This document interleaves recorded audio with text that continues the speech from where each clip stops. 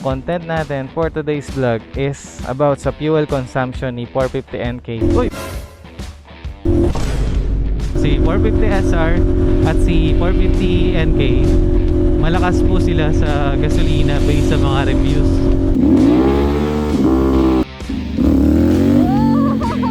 May na-aksidenteng truck. Grabe, uy! Nalaglag. Tagang ang lakas. Malakas pa kay CP650R.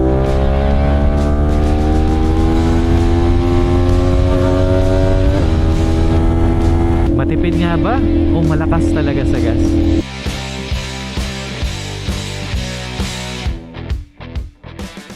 Full tank, premium 95, automatic or hanggang doon lang sa labi. Kalapati oh, dami ah.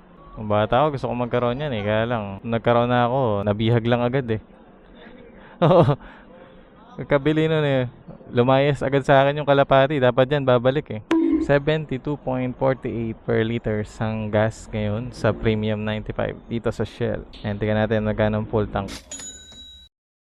Yan yung gas natin. Ganyan din natin ipapa-full tank mamaya pag uwi. Dahil ang content natin for today's vlog is about sa fuel consumption ni 450NK pagka chill ride lang tayo. Hindi totoo yan. Bola lang yan. Yung agenda namin bukod sa fuel consumption is that magde-date po kami dahil sa birthday ko po, no? Happy birthday to me. Sir, pwede magpa-picture, sir? Pang thumbnail ko lang sa vlog ko. Kaya ganyan po sana gusto ko eh. Yung laging kita yung motor tapos yung background ko. Kahit medyo parang maliit kami siguro hanggang dun sa may kabila po na yun. 1, 2, 3. Yo. Ito po. Si ma'am sa cashier baka gusto rin. Nice. And John, what's up and good morning to give you a proper energetic intro para sa ating motovlog. Ito yung most search content sa mga big bikes, hindi lang sa 450NK. Fuel consumption. Magre-reset na ako ng trip dito, yung trip B. Yan, 0 na yung trip 2 natin. 6:44 AM, papunta tayo ngayon ng Clark para mag-breakfast ride, pero sa ibang cafe na. Yung una natin pinuntahan kasama yung isang 450NK na si Boss Gab. Cafe Mesa yon. This time, try natin sa Here Cafe na sinadjust din ni Kuya Ever. Ang bilis mag-moist ng helmet ngayon. Soon, try ko din magkabit ng anti-pag para ma-review natin sa vlog. Stop kayo dito para di mabasa yung load nyo nung kasunod nyo or baka malibre kayo nung kasunod nyo. Wow, 1158. Good morning po. May napansin po ako kay 450NK nung in-edit ko yung vlog ko. Paganda yung tunog niya. Parang may break-in period din ba sa fiber ng exhaust? Mas lalo siyang pacing ngayon, saka lutong talaga eh. Solid eh. Pagdating nga lang sa mga ganitong fuel consumption na vlog, medyo magiging boring yung riding style natin, no? Dahil tinitipid natin yung gasolina. As of now, dahil medyo nababad ko yung RPM sa 6,000, ang consumption natin is 5.0 liter per 100 kilometers. Pagka yun, kino-convert ko sa kilometers per liter, nag-run siya ng mga eto, nakalimutan ko eh, yan siya. Pagka ganon, siguro 18, 20. Tapos nakita kong pinakatipid ni 450NK is 4.5. So umabot yun ng 23 kilometers per liter. At ngayon, nagawa natin siyang mag 3.8, 3.5. Naglalaro-laro siya, no? So hindi tayo pwede mag-base dito ng fuel consumption niya kung may magtatanong sa atin kung ano yung pinaka-average niya throughout the ride. Kaya ginawa natin, kagaya ng ginawa ng ibang mga nag-motovlog ng fuel consumption ng mga motor nila, is nireset nila yung trip B para yung mabubuong kilometro throughout the ride is makukompute pagka nagpa-full tank ulit. So yun, full tank muna kayo bago umalis, tulad yan. And then full tank pagka nakauwi na kayo or nasa last part na kayo ng vlog. So para makompute yun after ng ride nyo, kunwari naka 100 kayo sa naging ride nyo, 100 kilometers. Tapos nagpagas kayo, alagang 500, tapos ano yun, naging 5 liters. Di-divide nyo lang yun, yung liters. Equals 20. Ganun lang kabilis. 20 kmpl ang ating naging example. Kung gusto nyo pa po ng ganitong fuel consumption na vlog, try nyo po panoorin ang ating tropa na si JMSP. Ito po yung channel niya. Ito po yung vlog niya na yun. Panigurado, maiintindihan nyo rin po pag siya ang nag-explain. Matipid nga ba? O malakas talaga sa gas? Shoutout lang natin si Brother Gab na nakitaan natin gumamit ng earplugs. Tinry ko pong gumamit ngayon ng earplugs, so medyo naiilang lang ako kasi parang nagkakaroon palalo ng vibration sa tenga ko, or baka di lang ako sanay. Ba't gano'n? Dapat makatulong yung earplugs ba't parang masasasaktan ako? Pero totoo po yun, no? Nakakatulong po ang earplugs para maprotektahan ang ating tenga sa long term exposure sa mga matataas na sound. Yung side mirror natin, ulitin ko lang po, bawal po yan. Pero for the sake of our vlog, ang ganda niya po tignan.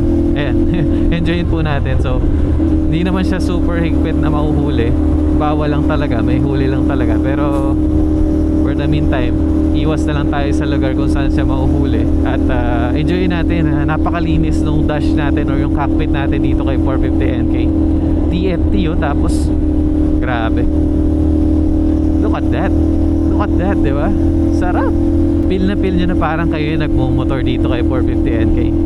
Ang hindi nyo nga lang mapipil is yung takbo natin dahil may kabagalan po, ano? Sige. Uy! Ingat po yung mga kapwa nating rider. Huwag tayong bubuntot sa mga sasakyan. Nawala lang po ako sa ganong mindset dahil nagbablog po ako. Panis sa T-Max, oh. Oh, panis. Staggered po sila, no? Oo nga. Pag ganun nga lang, kailangan talaga natin umatap. Maipit tayo. Bengkong! De, joke lang. Wala po. Iyak talaga tayo niyan. Dahil tama yung PSI ng gulong natin. Dagdag confidence sa akin yun na hindi naman tayo na bengkong. So ayan, lagi po kayo magche-check ng hangin ng gulong para sa lubak, para di kayo ma-flat. And then yung dead wobble, may iwasan din. Kasi tingnan nyo, hindi naman lahat nag-i-steering damper, di ba?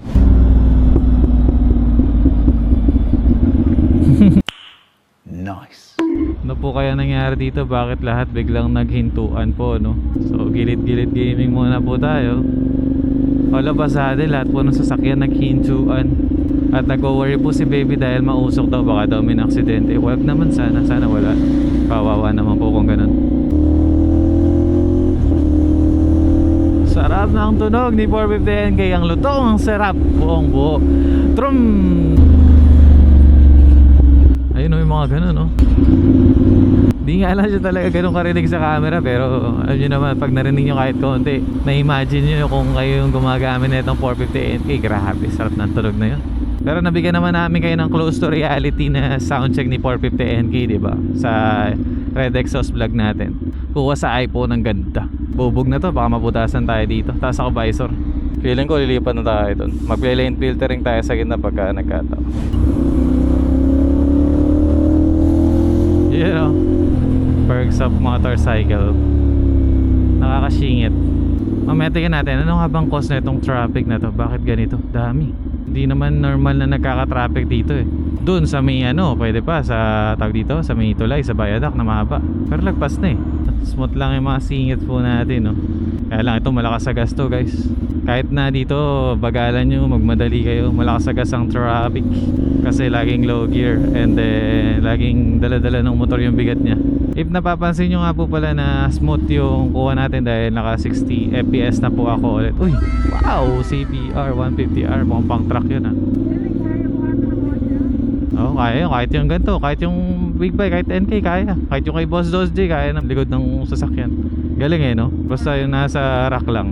Grabe, parang ang intense po nung traffic based sa nakikita nyo, no? Galing oh, ginigilid ni Kuya. Thanks.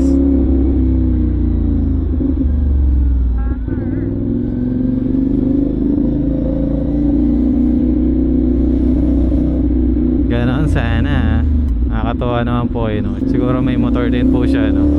Kaya naiintindihan niya po tayo doon sa part na pinasingit niya tayo. Ganun din po ginagawa ko noon kahit nung wala pa akong big bike. Pag nandito ako sa LX, pag may nakita akong big bike, malayo pa lang, lalo na pag maingay, nakaantabay na ako. Tapos pagdating sa traffic, pag di sila makadaan, ginigilid ko kasi paano ba namang padaanin nyo yung nakamotor? Kasi kayo naka-aircon, yung nakamotor na initan, kawawa naman. And ayun, may ginagawa. Dito na lang, puro truck dyan eh. Oo, masasandwich tayo sa truck eh. Di bali nang sa kotse. Uy, galing, gumilid. Mga body na lang po tayo pag ano, no? Ito pa isa, ang cute oh. Thanks. Ayun, sabi ni Bebe, sa ganito daw po, talagang mas nararamdaman niya yung sakit ng upuan. Sabi nung aking OBR dito, mas kawawa yung OBR nyo rin pagka na-traffic kayo gamit ang 450 NK. Uy, uy, uy, uy, usok. Kumain tayo ng usok. Thanks. Bigla po kasing naging 2 lanes dito, no? Wala naman aksidente, pero may ginagawa po. Ayun, may inuukay sila. Ah, may tulay dito, galing. Ayun, may tulay, tatawid ng NLEX. Hindi pa bilib si Bebe na yun yung nagkakos ng traffic, no? Dahil lang nag 2 lanes. Meron pang other cause yan dito. Alamin natin po yun mamaya. Ayan, nakakita po natin, nakasabay po natin ulit si Kuya Doc 390. Shoutout. Nag-CR po kasi tayo eh, tapos traffic, kaya po natin siya nakakasabay ulit. Shit, yare talaga. Medyo mahaba po yung traffic, ano. Baka umabot pa to ng San Fernando ah. Uy, ito, daan tayo dito. Worth it ba dyan? Oo nga, sana mas okay dito para maipit tayo dyan. Kaya lang kasi usually pag ganyan, no, saglit na lang yung traffic, tas dito kayo mahahabaan, mababalahaw. Pero dahil ayaw na natin makapagkit-kitan sa mga malalaking sasakyan, dito na tayo. So, overtake daw kami dito, sabi ni OBR, gagi. Palumpalo eh. Lakas trip. Naka-counterflow tayo, ibig sabihin sobra na talaga yung traffic, no? Kaya nag-set na sila ng designated lane para sa madagdagan yung lane pa northbound. Ish, hirap na ganito, traffic. Buti na lang umaga pa, kung tanghali ito, iyak ka na lang talaga dito. Masama loob mo na ito pagka nandito ka, tas tanghali. Pagod na, stress, delegates pa. Huwag kayo didikit sa truck pag ganyan. Wow, grabe, laki kong extension niya ng Caltex. Kala mo simbahan eh, oh. Mall ba yan? Mukhang simbahan eh, oh. Yan nga lang, masarap mag-expressway, pero pag na-traffic, no, iyari ka dito, wala kang gigaleran. Pagka ganito po kasi big bike, kailangan moving yan eh. Lalo na yung mga Euro, mga Ducati. Naku, pagka yan, na-stack up sa traffic. Grabe, di umaandar dito sa kabila oh. Nakakatakot lang dito para sa mga naka 4 wheels na naka-counterflow is that yung ang bibilis ng mga kasalubong. 100 takbo nung kabila, tapos kami dito, ano lang oh. Jeez. Ano kaya natripan natin oh? Tawid tayo, punta tayo Caltex. Buti ka nag-entry ka ng ano, napunta ka ng ano. Sana po nalilibang namin kayo habang hinihintay nyo yung magiging resulta nung fuel consumption ni 450 NK sa ating biyahe. Sakto po, may reference na kayo ng talagang real world na hindi lang chill ride, na traffic din. Siyempre, bigyan na rin natin ng hataw para makatotohanan. Malapit na po to sa San Fernando, traffic pa rin. Oy, naka-elevate yung kalsada natin oh. Kita po natin yung traffic sa lane natin. Bike lane, bike lane. Ginawang bike lane yung gilid eh, no? So ang tawag po sa ginawa natin is lane filtering. So okay lang naman po yan. May bansa na bawal yan, may bansa na legal naman. Kasi kawawa motor eh. Kaya naman ng motor eh, bakit di pa daanin? Saka maging maingat na lang po yung mga kapwa nating motorista or motor, no? Oh, may na-aksidenteng truck. Grabe, uy, nalaglag. Siguro nawala ng preno. May container siyang dala. Oh, nakakashock po makakita sa personal ng mga ganong truck na na-aksidente, no? Kasi sa TV parang sanay na tayo, parang wala lang. Dapat po ito regalo sa akin ng bebe ko sa birthday ko eh. Check-in po kami dyan or staycation ng 1 day or more, depende sa trip namin. Pero sabi ko, if kaya nating wag muna kasi di pa naman talaga need na need. Pero masarap po dyan pagka na-experience natin at ma-vlog din po natin ano. At isa pang reason is dahil nape-pressure po ako sa mga edit ng motovlogs natin. Yung mapa nga pala natin nung nasa traffic tayo kanina, hindi siya namula, no? Yun po ay dahil pinatay ko po yung data kaya hindi na-detect ni Google Maps yung traffic. Kasi po nakatodo yung brightness. Gusto ko sanang matipid yung battery. Etong paglalagay ko ng ganitong map, sulit to pagka hindi tanghali. Kasi pag tanghali, hindi nyo makikita yan kahit todo ko yung screen yan. At saka sa gabi, maganda yan sa vlog. Lalo na pagka nasa kurba tayo, nakikita nyo na agad yung kalsada. Para kayo nasa laro, di ba? Sakto na yung dash nyo, yung cockpit nyo. Tapos may idea pa kayo sa mga paparating na kalsadang madadaanan natin sa vlog. And for sure, Ha, sobrang nabagot kayo sa ganung pacing, napakabagal. And to make it realistic, hataw tayo ng isa dito para naman sa satisfaction and excitement ng vlog natin. Alright? 1, 2.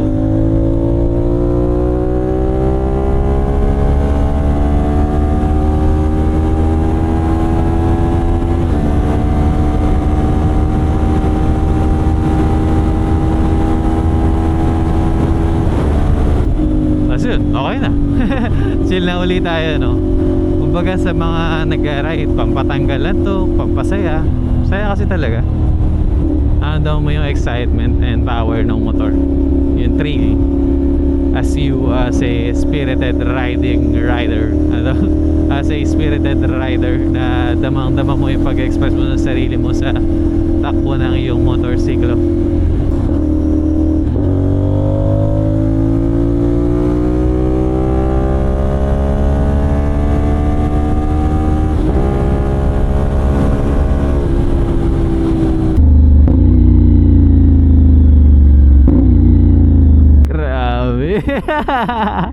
Sarap. 270 crank, kaya ang ganda ng tunog eh. Ang luto. Yun know, para nasa Korea nga talaga. Cinematic naman. So we are here na sa Here Cafe. Nalobat yung action camera natin eh. Tapos ayan po si baby Nuke natin oh. Happy, sarap ng tunog no. Oh, walk around tayo. Sinasabi ko pagdating sa side mirror pagka naka-parking, ang pogi ng stealth mirror oh. Damn! So try natin patakbuhin sa safe na kalsada yung ganyan nakatupi siya para lang makita nyo ano yung tsura niya no? Kasi sa racetrack pwede yan, tutupi natin yan kung magta-track diba soon. Yun, kakatapos lang natin kumain sa Here Cafe. Pakita po namin sa inyo sa picture yung kinain namin. Shoot ako ngayon ng bebe ko ng flyby. Punan na rin natin dito sa action camera para mapagkumpara niyo yung tunog sa iPhone.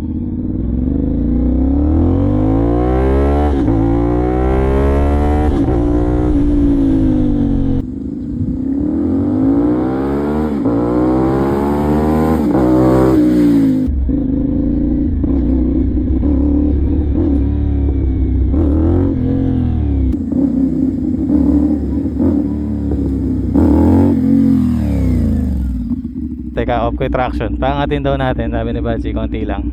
Nagtipid pero inataw dito, no? Yan, yari. Naka-off na yung traction. First time ko lang po i-off yung traction.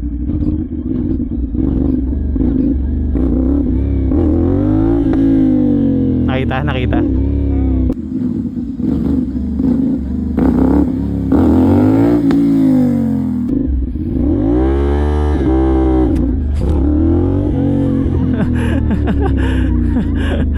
Taas ba? Taas? First time ko lang.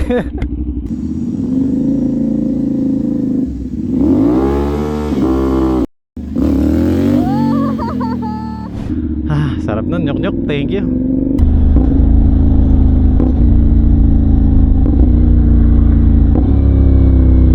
Solid, sarap. Natutuwa ako eh, kala mo na quick shift or auto flip eh. Hindi na OA yung rev match, lalo nagiging smooth eh. Kasi pagka first time ko mag rev match, balik tas ang laki ng throttle play sa throttle. Yung sa smooth na shifting, ganun lang oh. Pasok. Pero hindi nga lang siya gagana pag hataw. Pag hataw, kailangan balik mo talaga ng malakas.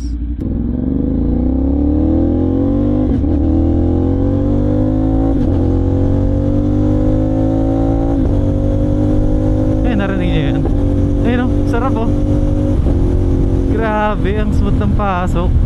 Downshift tayo ulit, ganyan. Sarap na ito.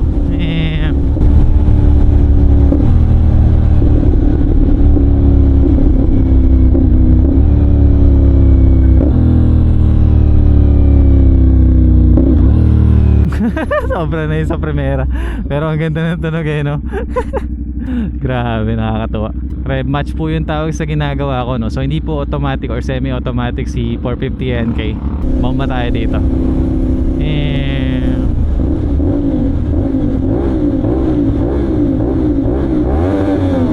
Enjoy nyo po ba? Mamaya po ulit sa outro ng video natin.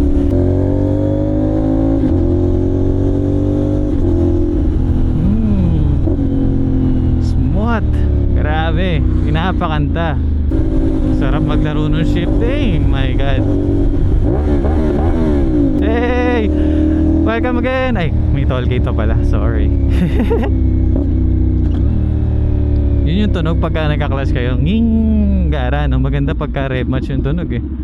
Uy, 961. Ulitin ko lang po, si 450 SR at si 450 NK, malakas po sila sa gasolina based sa mga reviews. And naramdaman ko rin po yun nung hinataw ko siya ng hinataw, no? Talagang ang lakas. Malakas pa kay CP650R. Matipid pa si CA650RS. So parang mali, di ba? 450cc to, bakit ganun kalakas? Pero dahil malakas lang naman pala siya kung ihahataw, reasonable. Kung ganitong chill ride, matipid siya, okay na rin. Kaya lang kay CA650RS po kasi, kahit ihataw nyo po yun, matipid yun. Nakakatawa dun. Ito naman po, kay 450NK, ang syempre panalo nyo dito kahit malakas sa gas is walang vibration. Saka nandun naman talaga kasi yung power at legs eh. Nakaka-enjoy. Tapos pag ganyang maluwag po sa NLEX, mapakotse, mapamotor, wag po tayong babad sa fast lane para makita rin po ng iba. Hataw tayo, request din yung OBR.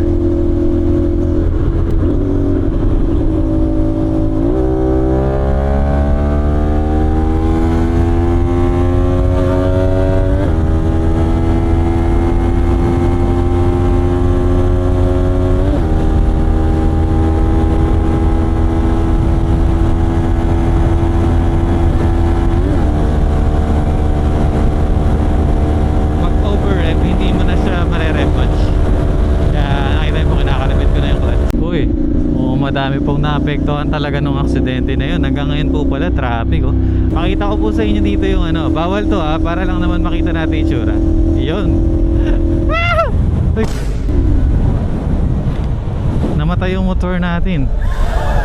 Bigla pong nakill switch ko. Oo, nakill switch ko dahil ginalaw ko yung mirror. Ginabahan pa. Kala ko nasiraan tayo, masisiraan talaga tayo bait yan. Ganyan po yung tsura ni stealth mirrors. Para lang naman po ito sa mga nag-aspire na mga pag-race track, and then magkaroon ng personal project bike na may forma talaga nila yung big bike at motor nila. Pogi po no, akala ko rin sa sports lang bagay yung stealth mirror. Pwede rin, may pang naked din pala. Iba po yung stealth mirror na sports, iba yung kapitan syempre. Pero pagka nakakapit na rin sa naked, ganito, parang mas bagay pa nga sa naked eh. And thank you, shout out Boss Dos J, dahil sa kanya po natin to nakita. Noong una nagulat din ako, natawa ako kasi pwede ba yun? And then na-realize ko, uy, ganda. Kaya yun na rin po yung pinakabit natin para sa vlog natin. Malinis din yung ano natin. Tawag dito, lumingon po ako no, para bago tayo lumiko eh, dahil wala tayong mirrors. Ganun po ginagawa ng mga nakabike, as my experience din. And then ito, marami ng sasakyan, babalik na natin siya. So babay na po kayo sa POV natin na to. Ganda pa naman. Balik na natin. Ngayon, i-jump na po natin to sa gasolinahan para computein yung fuel consumption ni 450NK. Tapos babalik tayo sa expressway para sa outro ng vlog sa sinasabi kong pagagandahin natin yung pagbomba-bomba natin kay 450NK, para sure na mapapangiti at mapapasaya natin kayo sa ending ng vlog natin na to. So sir, dalawahin ko na. Thank you so much, sir. Thank you po. M, start my name. Oh, same pa sir. Hi Sir Manny, shoutout po. Shout out sa mga taga-Shell. Yun, thank you sir. So yun, nakapagpagas na po tayo no, 363 pesos, 5.0 liters. Yan, compute na po natin. Tapos naging trip natin 116.5. O, tingnan natin, 116.5 116.5 divided by 5, 23. Ayun guys, lumabas na agad no. Halo na yun ha, na-traffic na tayo. Nagwalwal tayo ng saglit lang. Tapos most of the time naman, tinipid natin yung gasolina. Ito po lumabas 23.3. Medyo nakakabagot nga lang kung ganun kahaba tayo magtitipid ng chill ride or ng takbo natin no. Pero 23 guys, na-achieve natin sa mix riding style na ginawa natin para sa aking Clark ride kasama aking bebe. Pa-birthday niya rin po sa akin. And syempre, advance gift niya po sa akin tong Sinyuk. Thank you very much baby, I love you. Shout out. Sa likod po natin siya, di siya makikita, di ko siya malingon, pero Eto po kami sa picture. Yun, maraming salamat baby. No more words. Sa atin na lang yung mga long message. And balik na tayo sa NLEX para sa outro natin. At ayun, nakabalik na po tayo. At mukhang nalaman nyo na po yung fuel consumption. Ako hindi pa eh. Dahil edit mo po ito, no? At ito na po ang sinabi nating bomba, no? Para ma-appreciate at marinig nyo po para sa ating outro.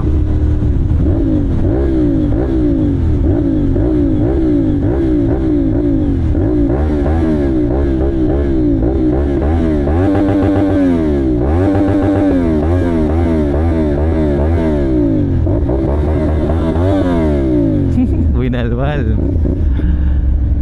See you sa mga susunod pa nating vlogs. Thanks for watching and enjoy lagi. Ride safe din.